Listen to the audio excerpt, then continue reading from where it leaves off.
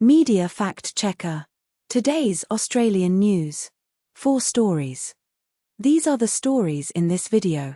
Timestamps are shown if you would like to skip ahead. Story 1 of 4. Former Liberal staffer Bruce Lehrmann faces Queensland rape trial in November 2024. Former Liberal staffer Bruce Lehrmann faces Queensland rape trial in November 2024. All source articles are linked in the description below. Here's what every outlet agrees on. Bruce Lehrmann, 30, is accused of 2 counts of rape in Toowoomba, Queensland, allegedly occurring in October 2021. The trial is scheduled to begin on November 2, 2024, in Toowoomba District Court. Judge Deborah Richards set the trial date during a court call-over on Wednesday, date not specified but implied recent. Lehrmann, formerly a Canberra-based Liberal staffer, was charged in January 2023 and committed for trial in July 2024. Lehrmann has denied the allegations and indicated he will contest the charges, though he has not yet formally entered a plea. But not all outlets told the same story. No contradictions found between the 2 sources. This story was covered by ABC News and news.com.au. Story 2 of 4. Australian universities' misuse of confidentiality clauses in student complaints, especially sexual harassment cases. Australian universities' misuse of confidentiality clauses in student complaints, especially sexual harassment cases. All source articles are linked in the description below. Here's what every outlet agrees on. The National Student Ombudsman (NSO) report found that 21 out of 44 Australian universities use confidentiality clauses in student complaints, including those about gender-based violence. UTS, James Cook University, JCU, and the University of Newcastle were singled out for confidentiality practices that breached trauma-informed practice. UTS was ordered to apologise to a student, Hayley *, for effectively silencing her after investigating her for an alleged confidentiality breach following an insufficient evidence finding on her sexual harassment complaint. The NSO report concluded that UTS's confidentiality demands were unreasonable and needlessly oppressive, leading to Hayley feeling isolated and traumatized. The NSO was established in February 2025 as an independent service to address systemic failures in university complaint handling, receiving over 2,200 complaints in its first 6 months. But not all outlets told the same story. Newscomau states UTS told the NSO it placed no restriction on students discussing complaints with family and friends, but ABC notes Hayley felt she could only talk to her family and not friends after the investigation. Newscomau reports UTS accepted all of the NSO's recommendations for change, while ABC states Hayley was still waiting for an apology as of the report's release date despite UTS claiming it had apologized in writing and verbally. Newscomau says the NSO found UTS's advice was inconsistent, contradictory, and lacked a timeline, but ABC does not explicitly mention this inconsistency beyond Hayley's experience of being blindsided. This story was covered by ABC News and news.com.au.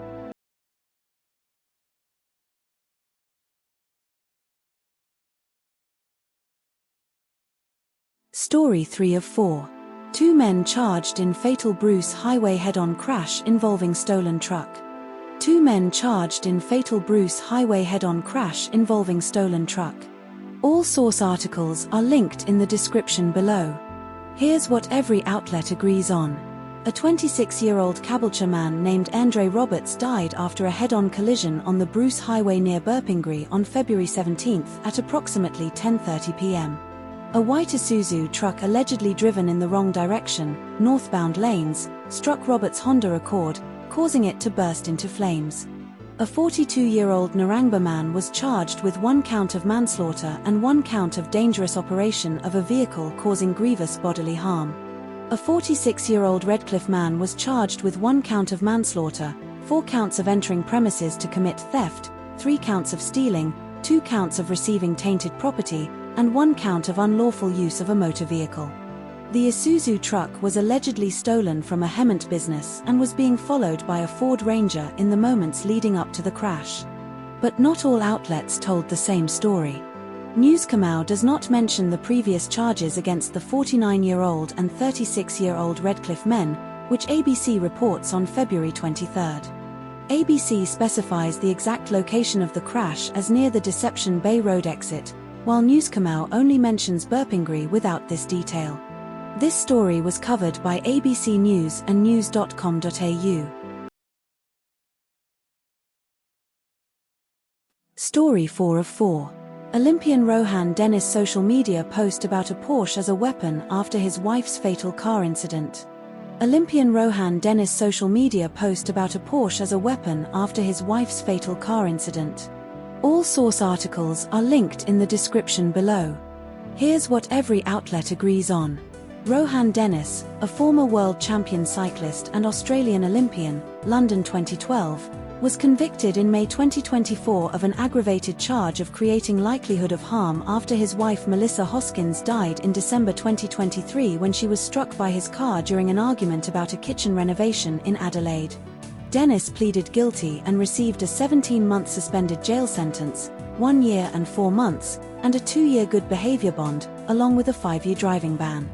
Melissa Hoskins, also an Olympian, London 2012, Rio 2016, died on December 30, 2023, after jumping onto the bonnet of Dennis's Volkswagen Amarok while he drove at tilde 20 km/h in Medindy Lane, Adelaide, then being dragged under the car when she tripped and clung to the door.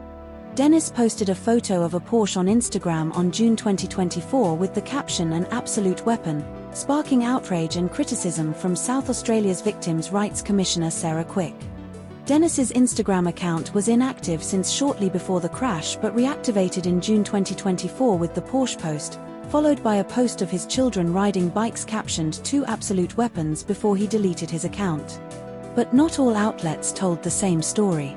ABC and Guardian report Dennis deleted his Instagram account after the Porsche post, but Newscom Australia does not mention this deletion. Newscom Australia states the Porsche post was his first Instagram post since the court case, while Guardian clarifies he posted a bike frame photo earlier in the week. Guardian includes Dennis's comment "didn't take these rats long" about journalists, which is not mentioned in Newscom Australia or ABC. This story was covered by ABC News, The Guardian, and news.com.au. Subscribe to Media Fact Checker for daily Australian news analysis.